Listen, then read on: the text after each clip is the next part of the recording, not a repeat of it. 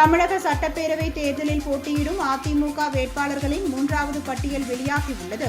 இதில் முதல்வர் ஸ்டாலின் போட்டியிடும் கொளத்தூர் தொகுதி அதிமுக வேட்பாளராக பி. சந்தானகிருஷ்ணன் அறிவிக்கப்பட்டுள்ளார். எதிர்வரும் தமிழக சட்டப்பேரவை தேர்தலுக்கான வேட்பாளர் பட்டியலை அரசியல் கட்சிகள் அறிவித்து வருகின்றன. அந்த வகையில் அதிமுகவில் ஏற்கனவே 150 பேர் கொண்ட வேட்பாளர் பட்டியல் 2 கட்டங்களாக வெளியிடப்பட்டது.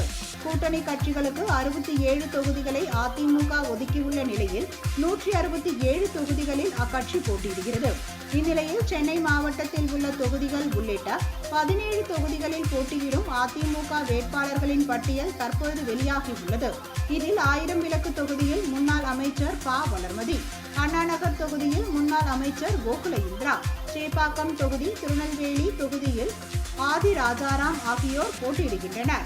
இதேபோல் திட்டக்குடி தனி தொகுதியில் முருகுமாரன், துறைமுகம் தொகுதியில் ராயபுரம் ஆர். மனோ, விருகம்பாக்கம் தொகுதியில் விரிகை வி. என். ரவி, தியாகராய நகர் தொகுதியில் சத்யநாராயணன், வேளச்சேரி தொகுதியில் அசோக் ஆகியோர் களம் இறங்குகின்றனர்.